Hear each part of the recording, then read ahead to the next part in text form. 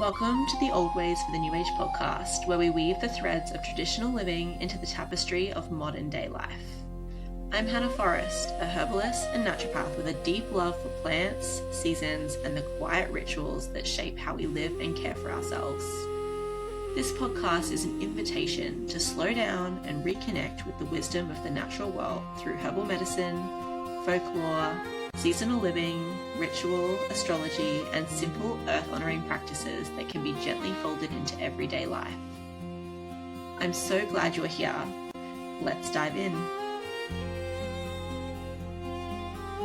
I wish to begin by acknowledging the traditional custodians of the land on which I live and record, the Wurundjeri people. I honour their enduring connection to the lands, waters, and communities, and I pay my respects to elders past and present. I also extend this respect to all Aboriginal and Torres Strait Islander peoples. Welcome back to this week's episode of the Always for the New Age podcast. I am speaking with somebody who's quite important in my life this week, and I've been sitting on this episode for a little while, and it's finally time for it to come out to the world. So I'm so elated for you to hear my conversation with my mentor, Gerry Taylor Wood. Gerry is an author, she's a speaker, she's an astrologer, she is a creator of the Grailhaven Flower Essences, she is a Christian mystic, and all around a fantastic human being. She's been pivotal in my growth in both my spiritual life and also just my regular life, and getting to know her and Richard over the last few years has been really fantastic, and I think just helped me to grow on my journey in a way that I wouldn't have if I hadn't known them. And I would love one day to tell you the story of how I met Gerry in the first place, but that's probably a story for another time. But today we are actually going to cover water and sacred water and what that actually means. And also we're going to talk about what it takes to truly follow messages from your spirit guides and your team and, from a higher power. Gerry talks about angels, she talks about nature spirits, devas, and experiences with ghosts, and really her journey as she followed the messages she was given and the mission she was given for the purpose of her life, and uprooted everything that she knew and left everything behind on her quest to find sacred water here in Australia. So I think that this is going to be an episode that is very interesting, very different to what we've had before, and I look forward to hearing what you think about it. I really enjoy any feedback you can give me, so please feel free to leave a comment on the Substack post or send me a message on Instagram or email me oldwaysnewagepod@gmail.com. And just sit back, and this is the kind of episode you really need space to process. So make sure that you have a moment to yourself if possible, and let's dive right in. Hey Gerry, welcome to the podcast. Thank you for having me. It's been a long time coming. I asked you a little while back, and you were jet setting, doing your tours throughout Europe, and so it's taken us a minute to line it up, but I'm glad that we were able to finally do it. And I would love to just start at the beginning and let you introduce yourself for people who don't know you and don't know your work. Okay. Well, I am Gerry Taylor Wood, and the theme we've got today is water, so we'll cover many aspects of that. But looking back where it began, etc., it's a long and deep story. But to begin at the beginning, so I'm a Londoner, as you may have guessed by now, by my accent. So born and raised in London, and the background spiritually was really Christianity, because that's all that was around in those days, and I took to that very well. I loved churches and holy water and stained glass windows, etc. So I had a background of Christianity because it was the culture and what was around me.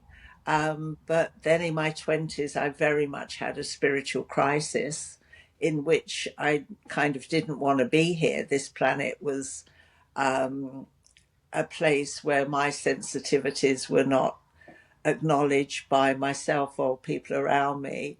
And so in my late 20s, after that phase in which I became very unwell, I came to Eastern religions, yoga, etc., which really saved my life. I was anorexic and yeah, was kind of leaving the planet really. And then yoga philosophy, I'm not talking just the exercises, but the philosophy and the positive thinking and the karma, etc., answered so many more questions. So that precipitated me on a path of meditation. And in time, I became a meditation teacher, yoga teacher, etc. I've been to India twice, but always questing for spiritual answers. Yeah, thank you for sharing that. And, you know, what you do now is very much influenced by your whole story and where you came from. And it's become really like a path of its own. I think the way Mm, that you and Richard practice, which is Gerry's husband, is unlike anything that I've come across before meeting the two of you, which is really interesting. You've really forged your own path in that way, I think. And yeah. your story is quite unique because you both have really been willing to be guided, I think, and Mm, listen to those whispers from a higher power, and let that influence the way that you live your lives. And that can be a really hard, scary thing for a lot of people, especially if they yes. are more connected or sensitive. And I think the modern world really tells you to listen to your head and not your heart, or where you're being led. So I'd love you to kind of explain where you started on your journey to finding Grailhaven, which is the property where you live now here on Tambourine Mountain. So we're close to each other. Mm, What was that origin story? And could you tell us about your vision at Chalicewell? sure. So it seems looking back, but it was very repressed in me by. I grew up with three mothers, by the way, my mother and her two sisters. So, big house in London, a very feminine influence. Um, but it was when it came to Eastern religions and meditation, especially, which to me is the key to so many things. I have this simple way of saying this: prayers are talking to God, meditation is listening to God. And so I was very much trained in meditation, which is not just close your eyes and think of what you're going to have for dinner tonight, which often happens, but it is a yoga process. There's stages, and one of which is the body goes completely anesthetized in advanced state. I learned all of that. I learned how to breathe pranayam. Breathing slowly, deeply, again, takes you there. Um, but when you talk about Richard and I mean, our lives are so ridiculously different in as much as everything we do is guidance, everything we do. And I tend to, so this is how it comes from a young person: dreams, big dreams, technicolor dreams, like going to the cinema every night, huge dreams. So, and so I kind of get the big picture, and Richard does dowsing, and he started with yes no, but as the years went by his guides come in, and he said he came to a point where they tell him the question and then give him the answer. You should be asking this. So he's got his way. My big dreams are the bigger picture. So dreams are a huge thing with me, and they have always been prophetic dreams. So every house I've owned, country I've been, etc., it hasn't manifested unless I've dreamed the dream. And I would say, again, for someone starting out or wanting to work in this way, meditation and that horrible word disciplines training and disciplines, anything that takes you there to that inner connection, if you like, head and heart, but something deeper. So we both work with that, the guidance. So by the time I'd heard, many people were saying to me, you really should go to Glastonbury, which is about 4 hours drive west of London. And when a big dark time came, my marriage broke up, everything fell apart, and I'd got 3 small children at this point. And through the grace of the gods, really, Richard and I were thrown together. We at an earthly level, we almost thought we didn't choose it. We were very different creatures. But we came together, and within 2 weeks, we were going to Glastonbury to the Chalice Well. Well, the Chalice Well in England is seen as the Holy of Holies and the most sacred water in all of the British Isles. Royalty go there, everybody goes there, thousands and thousands of people every year.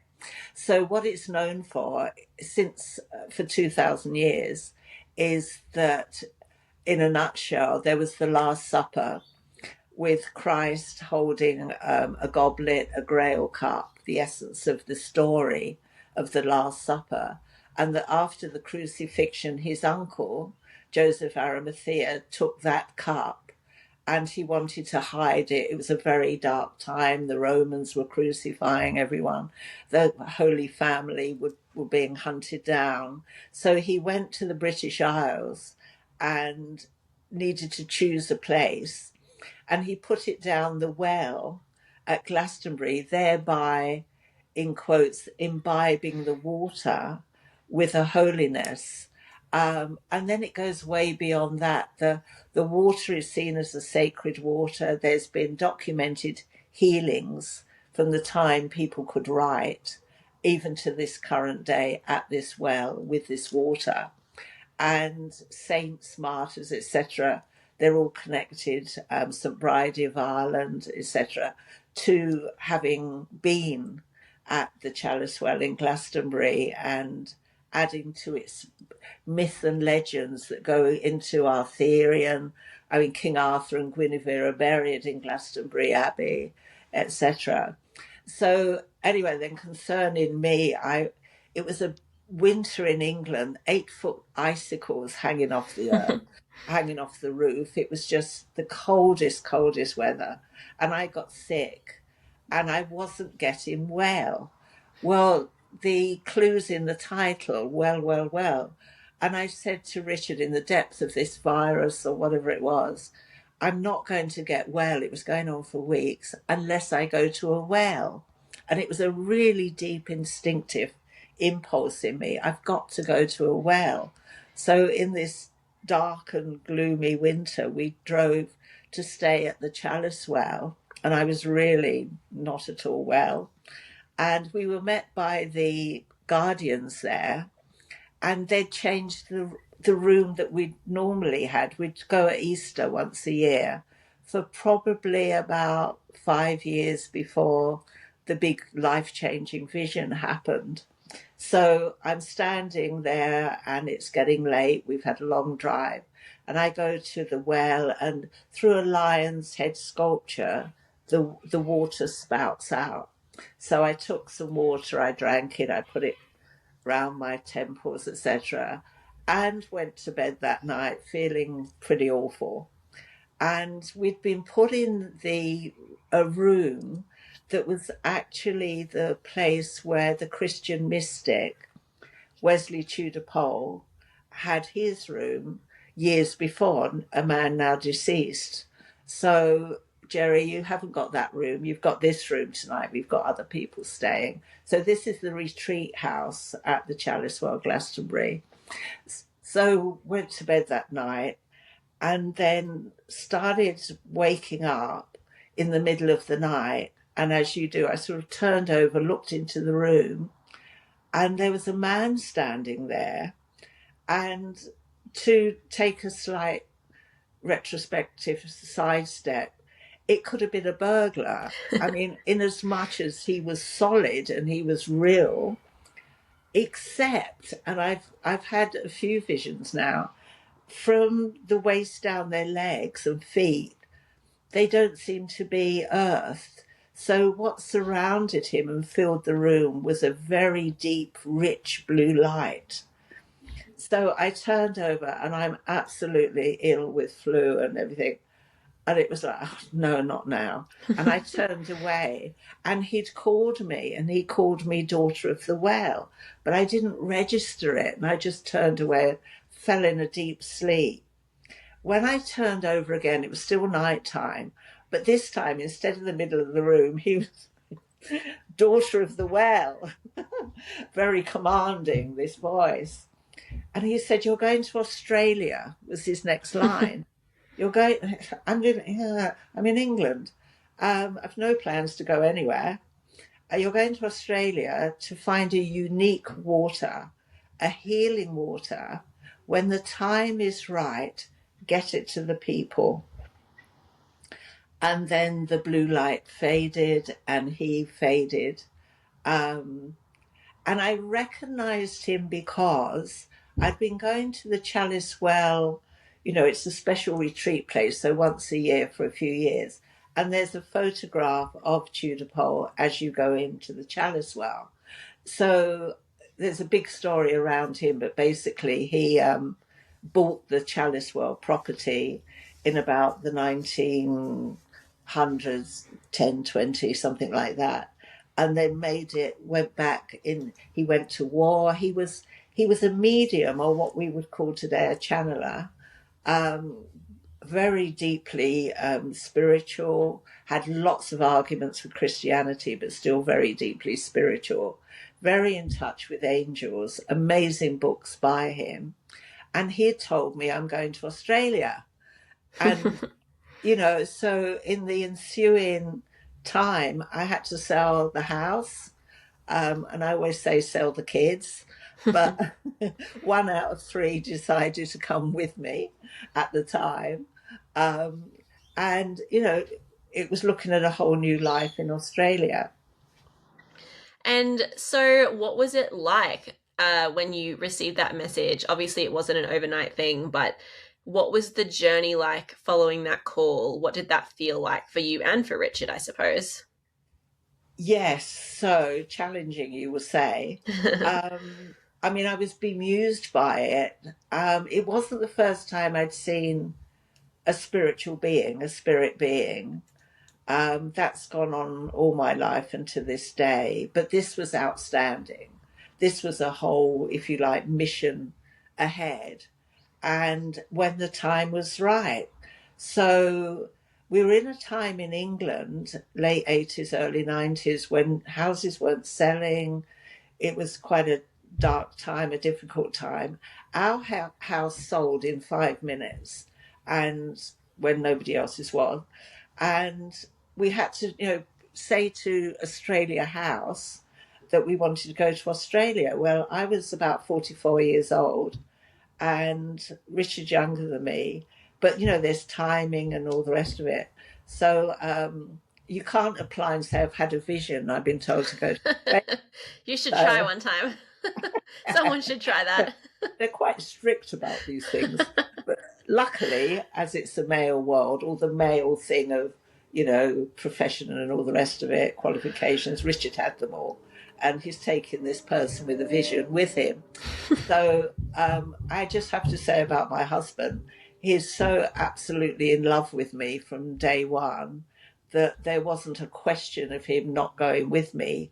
And he's a, you know, an adventure. What is this? So, but having to live, I mean, there's, if you want the shadow side, you know, you're leaving your familiarity, your home, your relatives, everyone. Why? Because a spiritual being came and told you to.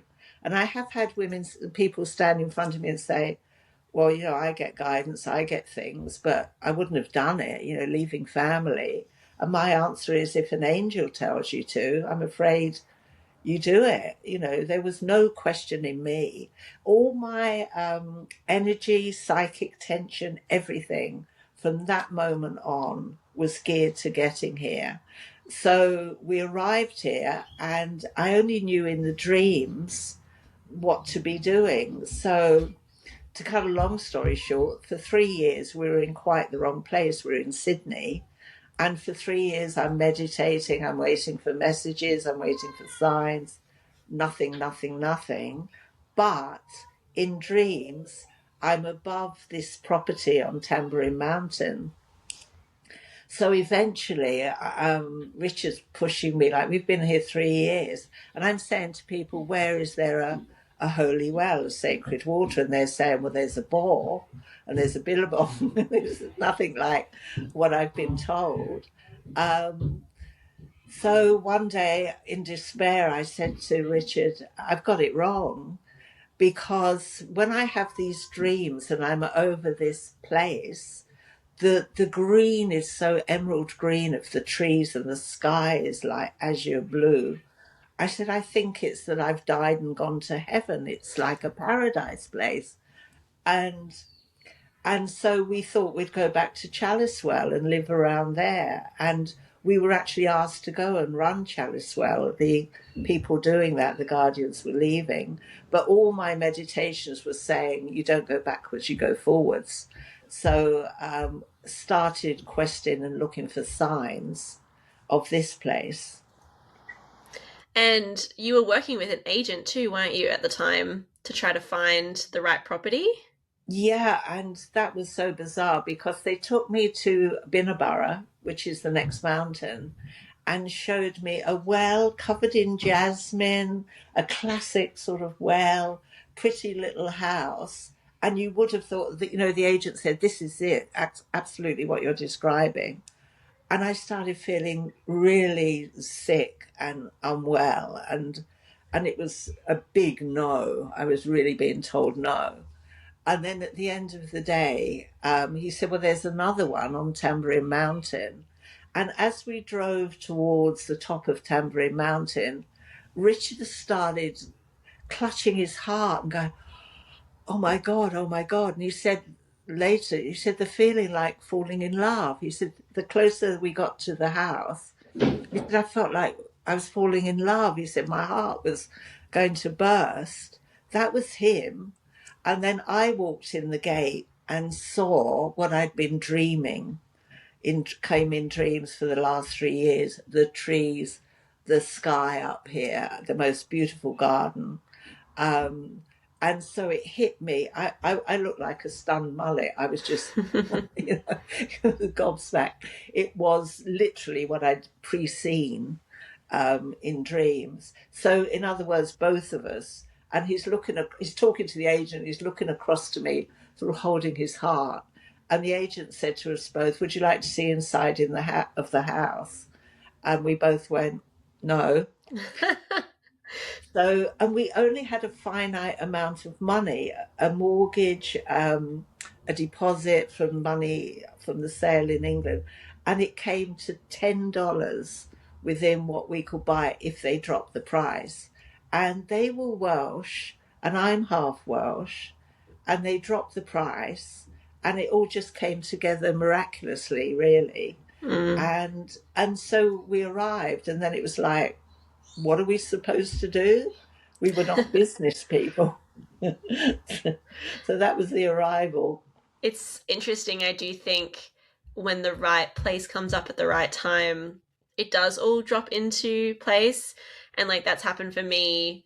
Like the first house we bought, they took our offer was the lowest out of like 5 offers, and there was a bidding war, and they took our offer because they wanted us, like we wrote a letter and they wanted us Yeah. as custodians of the house. And that's always kind of how I've looked at homes moving Mm. forward as well. And like the place we're in now, they we counter offered a lower price than they were asking, and then they counter offered lower than ours, which never happens. They said, we're going to make you an offer you've never seen before, and they were right. And so I really do believe that when the right place comes at the right time, that it Yeah. does drop into place in that way. Yeah.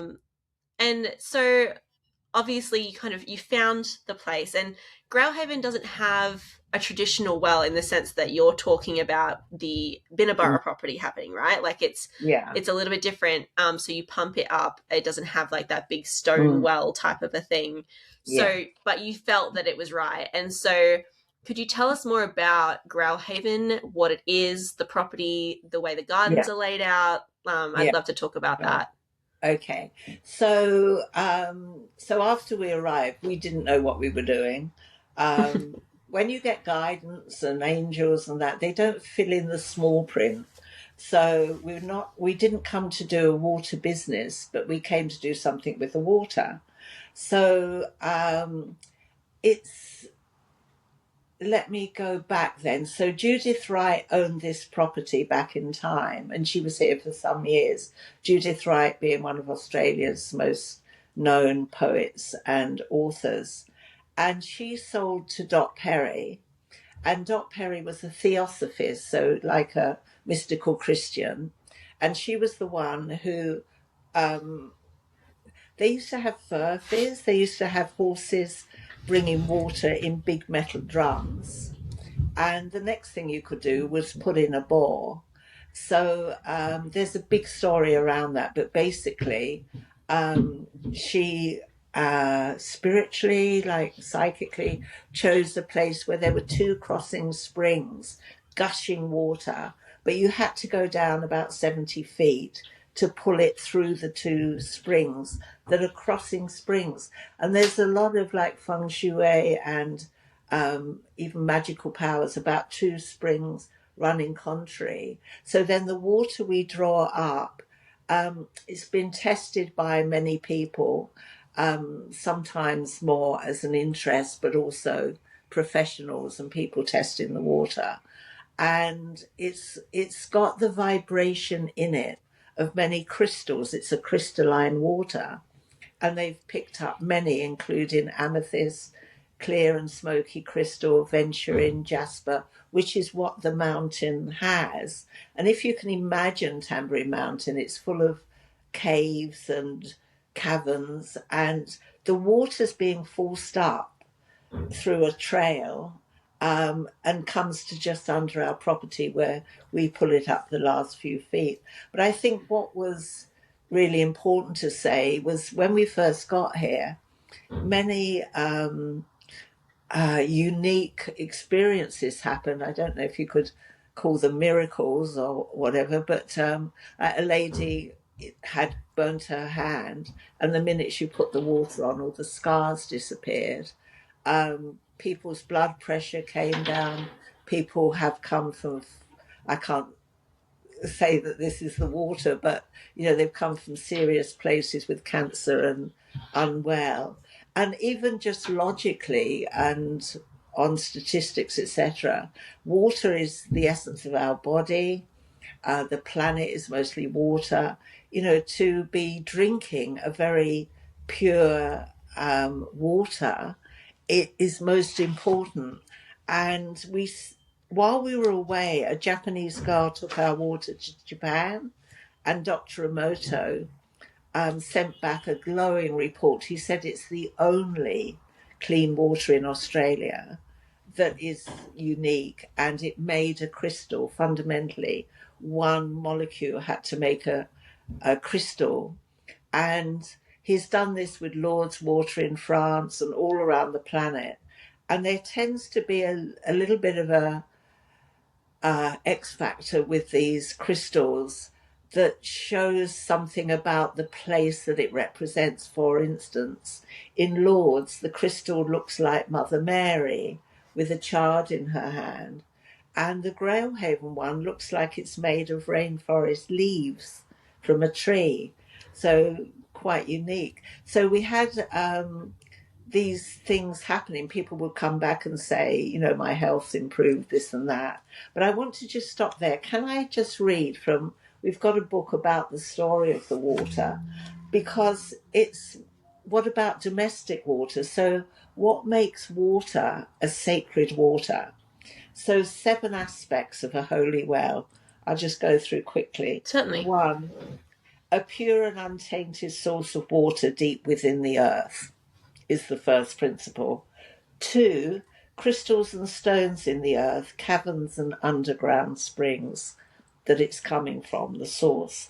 3, the crossing springs hold a magnetic force. 4, crossing ley lines. Tambourine Mountain is a sacred site. Crossing ley lines. We've had Hamish Miller come from England, many books out, Sun and the Serpent, etc., on dowsing ley lines. He came here, and it's not just the leys; it's where they cross. And if it crosses on a holy well, which it does here, it kind of sanctifies it. 5, a beautiful environment at its surface. You couldn't have Piccadilly Circus in London, dirt and traffic. It wouldn't work. Beautiful environment. 6, a mythology and local history that recognises the place as a sacred site. And there are days, as you know, Hannah, as you live here, when the clouds come down over the top of the mountain, and it's like you're in the mists of Avalon up here. So mythology and local history bears that it's a sacred site. And 7, specific stars and constellations above. Well, we have the Southern Cross directly above here. So you're looking at as above, so below, a kind of an alchemy that's interacting with the holy water. So in the beginning, it was all about the water. Tudor Pole's message was, have the sacred water, get it to the people. So in the beginning, we hand bottled the water, and it went back to England for cancer. Hospices, hospitals, it was distributed there, very small, just, a little thing. In the book I wrote, there's my daughter there who had breast cancer and bowel cancer at 33 years old. We sent her 1,000 bottles, and they said, you'll never conceive another baby because of the chemo, etc. She had 2 more children, making it 3, and the cancer was now 15, 20 years ago. So she drank it constantly. The Harley Street specialist said to her, I don't understand why you haven't lost one hair on your head or your skin, everything's perfect. And Sam said she just giggled because she knew it was the water, which was an element that you couldn't be talking about. So the water is the hub of what we do here. But Richard is a crystal healer. He teaches crystal healing. He's been doing sessions for 40 years here, Germany, Europe, Britain. He's a very potent crystal healer. I'm an astrologer, and for nearly 40 years a yoga teacher. I don't teach now, but I train astrologers and work with planets and stars.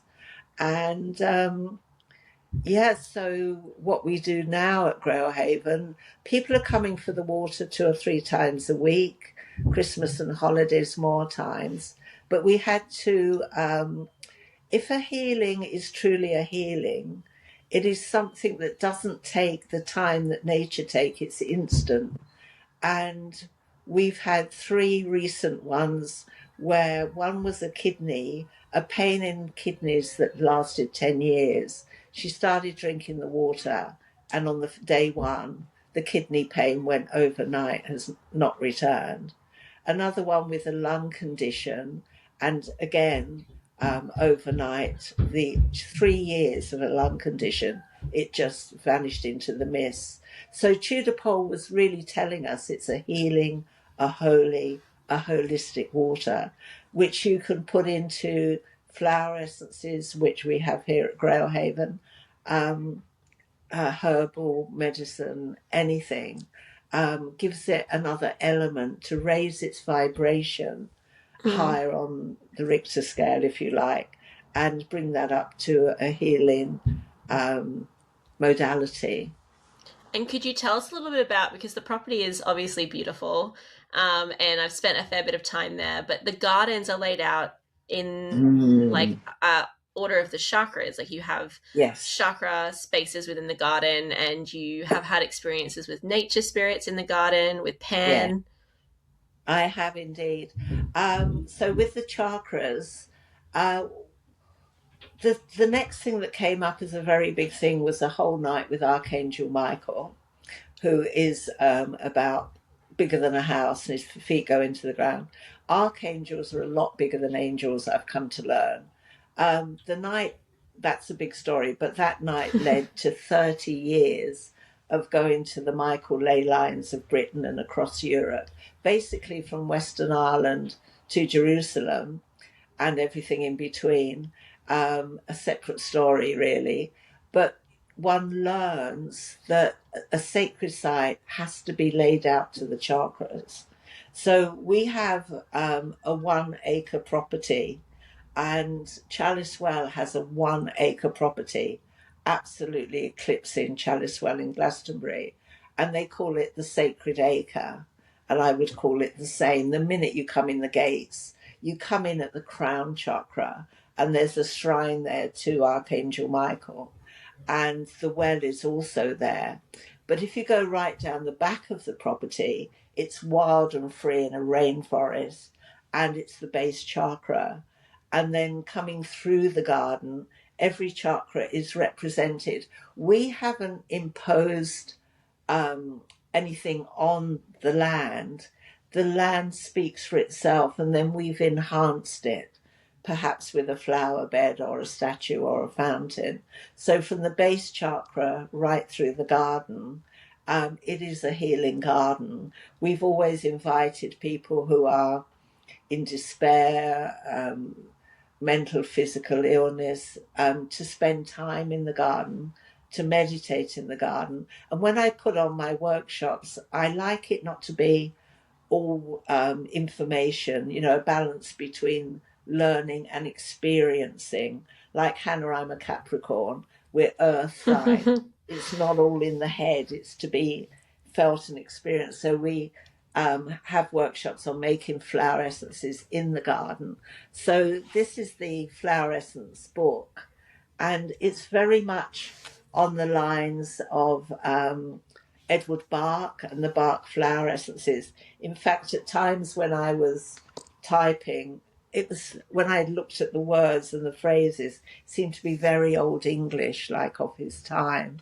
Um, so the flower essences came into being, and from that, the cards. And so each card has a message from a deva. So this was another huge experience, in as much as I was my spirituality is very practical, and I say it's on a need to know basis. I don't see ghosts and entities and energies. Whenever I see there's a job to be done. So on this particular day, I actually hung out the washing by the back door, wandered down the garden, and I was on a particular path under a coral tree, a huge, hundreds of years old coral tree we have in the garden. And as I was looking through my eyes, everything started to go. There was light, white light, and like a hologram, a pattern. Now, at this point, again, practical me, I don't know if I'm going to have a migraine, throw up, or a vision. And that's me. Everything goes kind of wonky. So I'm looking through my eyes, but that's not what I'm seeing. And there was a whole group of very tall, white robed beings, very angular faces. And they said, "You will be making flower essences from within, very much from within the walls of this garden." And I just hung the washing out, you know. Yeah. So, and I'm walking away as it faded off, thinking, what? I don't know how to make flower essences. I've never made one in my life. And how do I do that? Well, we got busy and we went overseas, and I didn't actually do it, which is very unusual for me. If I'm told, I do it. So I came back and they reappeared. the whole group. Yeah, okay. So I sent out to the Endeavour College and people around. I wanted naturopaths, but I wanted psychic people, seers, just a small group. 6 was my perfect number. And then began a huge thing. I went to bed the night before thinking, oh, the group are coming tomorrow morning.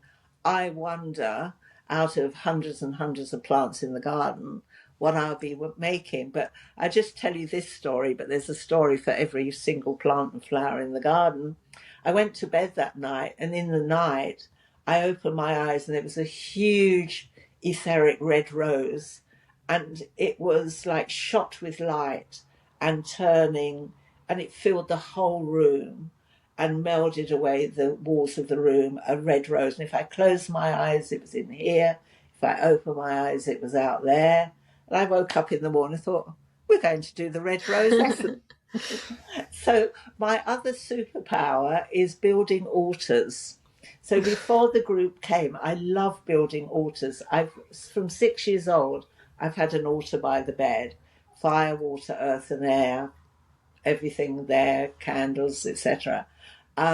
So I built an altar to the red rose, pictures of the red rose, red scarf, all of this. And then we all went down the garden, and I said, you must be in silence. And if I go into vision, you'll have to catch me if I fall. So that's pretty much why I had the group there. So we stood in the red rose bed. Now, the red rose bed has 100 red roses donated to us in the beginning. And they're in the shape of a Celtic cross, 25 roses in each. And the symbol, the Grailhaven symbol, is in the middle of that. So we formed a circle around there.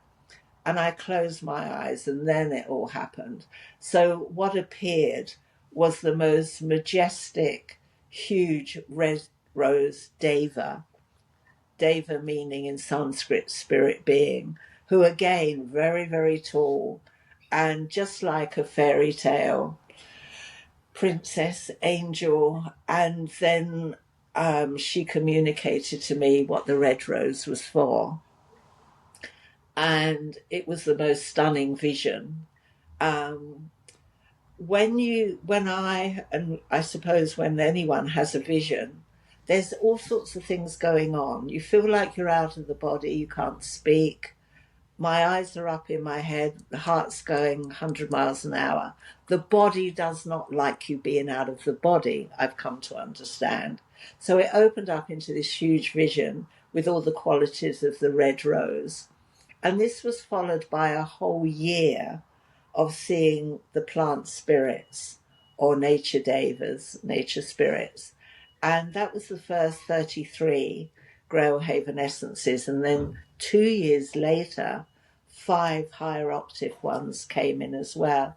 So with the cards, you can choose and see, the card of the day and its medicine on the back and so on. So I would say, to put it all together, my first mission in coming to Australia and everything that was to be done was the water. And we had so much supportive evidence, in as much as probably the biggest one to say is the Japanese scientist, Dr. Emoto. So the photographs that came back to him of one molecule of that water, that was the first thing. The next thing were the sacred site tours, and they lasted annually for 30 years. So we went to ley lines, holy wells, cathedrals. Celts and Druids came into it very much, and the nature. And it was just an amazing thing to do. I closed that about 3 years ago, after 30 years of the travels, and I'm writing the book on pilgrimage, still in that one. And so it was the sacred tours, the water, and the flower essences. And in my life, everything's been 3, the quality of 3. And so I'll be 80 in 5 months. And so I'm not expecting any more visions and missions, but you never know. You never know, especially with you, Gerry. You never know. You never know. And so yeah, there's 38 essences, and that they are the essences that I mostly work with. So I, when I went through school, I learned all of them, but I most gravitated towards the bark essences. And then finding yours made a lot of sense for me because they were local, and I think it's great to work with something that is close by where I live. But I love all of the flowers, and I love the way that you have written the cards, because that's something that people always get out of sessions, is that I like to send people away with actionable next steps. Rather than just the essence, I like them to have a whole host of recommendations so that they can work even deeper with the medicine of the flowers. And your cards all have correspondences with planets, chakras, crystals, and other things, which I think is unique to your deck. I haven't known many other decks or traditions of flower essences that have had those correspondences. So if that is something that people are interested in, I think your deck is really great for that, and your set of flowers.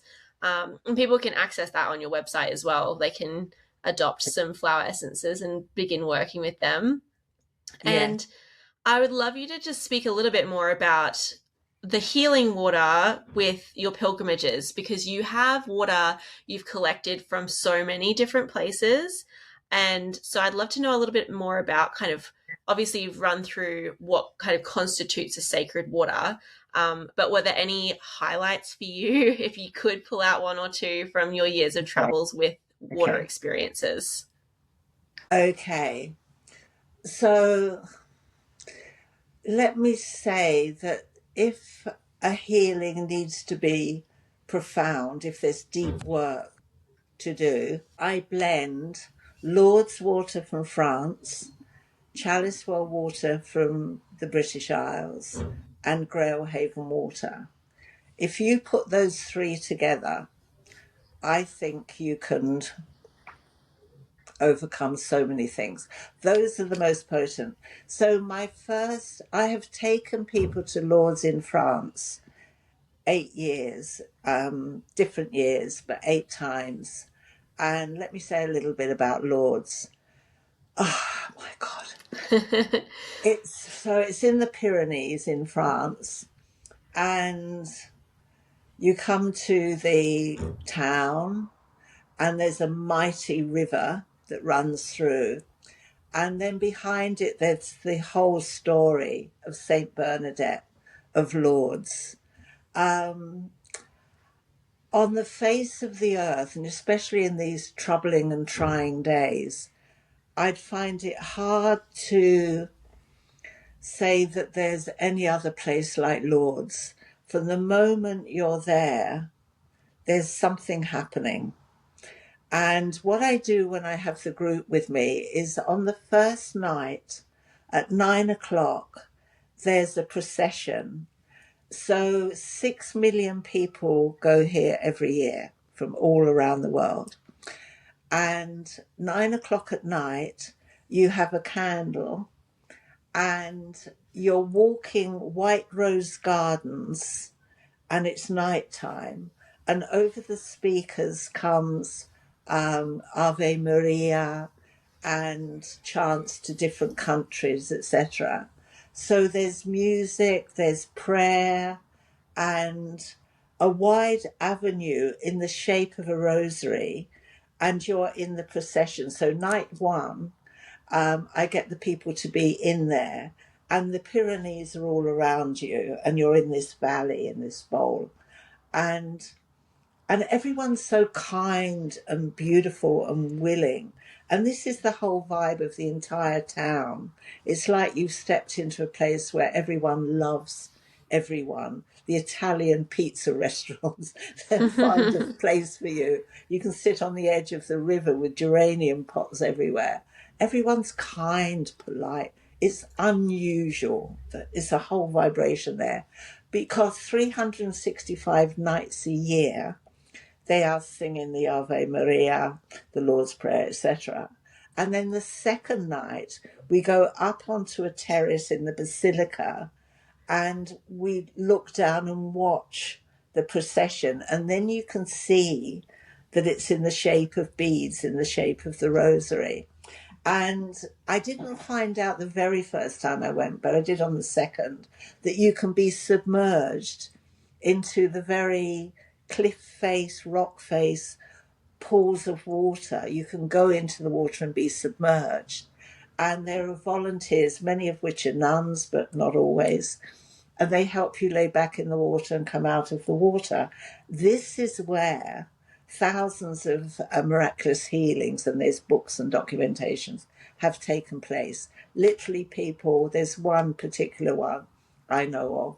The death certificate had been signed with this girl with no hair and a skeleton, she's dying. And they put her in the Lord's water. Her hair grew overnight and her weight came back on overnight. I mean, the documented miracles are just incredible. So I learned about you could go into these baths. So I queued and I went in the very first time and went through the process and got dressed. And as I came out, Richard walked towards me and he looked at me, he knew, he said, "Are you all right?" Oh my God, I just completely lost it. I said, it felt like the love of 1,000 mothers. That's all I could say. And I didn't particularly have the love of a mother. I had an alcoholic father and a mother who spent half her life in a psychiatric ward, schizophrenic. We didn't have that connection. There wasn't love in the family there. So feeling that all encapsulating warmth, comfort, mother love.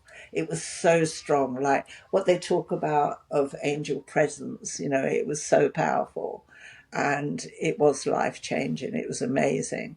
And so Lords, and that's one of my connections, and the water there, and the other one will be the Chalice Well. That's where my whole journey starts. So the year I came here was 1992. And we're still here, and the water's still flowing. We did in the beginning put it into bottles. What we do now is people just have to let us know, and then they can turn up and take the water, donation to a not-for-profit, and we can post it. And you can use it homeopathically. It's been tested by so many people that it's about the most 100% highest quality water that you can get. So yeah, you just need to contact us. And the website, would you? Yes, I'll definitely put the website in the show notes so people can find it easily. And I would love to know, to end off, I would love to know if you have any advice for people who maybe are, feeling in this world that we're living in currently overwhelmed or disconnected, or perhaps are receiving, nudges from their guides or, whatever higher power it is that they're receiving those from. Do you have any advice for those people on where to start? Like, how can they begin to follow their life's purpose? Yes. Well, I go back to what I was saying. It's a little bit like the old program Star Trek. You can't, you have to ask. I mean, this is something you have to learn. And we all do the same, especially us long-suffering Capricorns. We doggedly go around about our business, forgetting to ask for help. You can call them angels or spirit or what works for you. But ask and then listen. And meditation, as I said, is listening. It's that time. And people say, I can't meditate. It's just being silent, listening to the still small voice. And I'd start there. I'd also say build an altar in your house or your garden and your garden. Again, anything like that invites in spirit.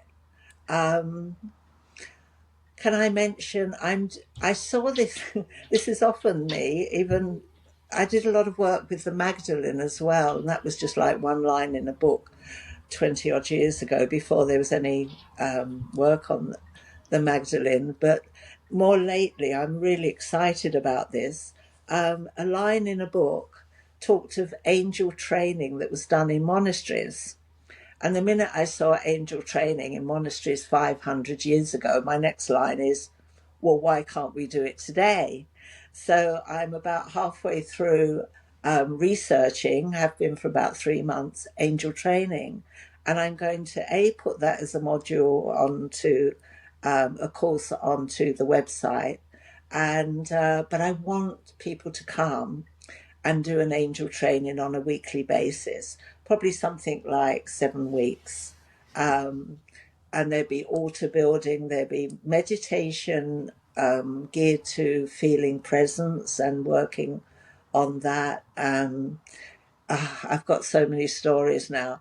I've had those experiences myself, and many other people more than you would think have also had it, and it's life changing.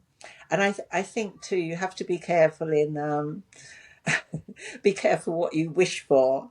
I mean, remember, I had to leave my kids, my cats, my home, my everything familiar, and go to the other side of the world. So it is a sacrifice, and at a human level, you know that. But I think there is a quote that says something like, if a spirit being or an angel appears to you, be sure there's a lot of work ahead to do. So, but you start in small ways, is what Yeah. I'd say. Thank you. And so obviously, as part of Growhaven, you've mentioned you have some online courses. So you have also tarot training Yes. because you do work with the tarot, and you also got flower essence training on your Yeah. website. The books are there and the cards. And the best thing ever, if you can visit, Yes. that would be lovely, and experience the garden. That would And be you special. and Richard run workshops throughout the year as well. So if people subscribe Yes. to your email list, they'll get notified about that. Exactly. Exactly. So it's a very big story, and there's more to say, obviously. But the Journey to a Sacred Well, that book is on the website, and it's written by both of us. And Richard says, mine's the bit that you can laugh, and he's got humour, and I'm the serious one. So, husbands for you. And Leo versus yeah, Capricorn uh, there. yeah, the Leo. So yes, this has all the every, what I've done here is within the angel's wings, I've put the direct message, the raw message from the Deva, nothing embellished, nothing panned out. The direct telepathic message is in the book. And for that year, I could not go to a supermarket or a cinema or anything. I had to pretty much stay in a high vibrational state to in order to see the Devas for that year. So again, it's something. It's life changing, and it's unusual. But the 30 odd years of yoga discipline sort of set me in good stead. It's unfortunate that people only know yoga as the postures, because my training was the philosophy and meditation and breathing. Again, you start simply, and then and start with an astrology chart. An astrology chart is your basic karmic pattern of why you're here and what you're here to do. So very fundamental to have that done. And we should mention people can do that one-on-one with you as well if they would like Yeah. to. They can reach out to get either their natal chart read, or you also do synastry for relationships and other Mm. things too. So they can Mm. experience that with you if they wish. And mentoring, so an hour online. And for the mentoring, I can talk about the flower essences, the water, meditation, but your birth chart, what's going on now, etc. So people set up what they want to as a subject, a topic for an hour, and I'm open to that. So yeah. Yeah, well, thank you so much for talking with me today about water and your journey.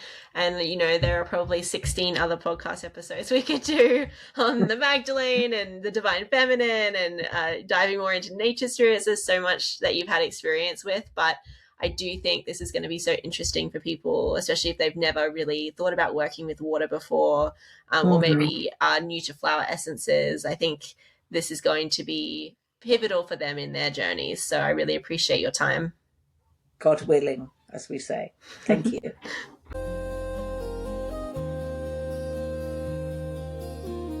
Thank you for listening, and I hope you enjoyed today's episode.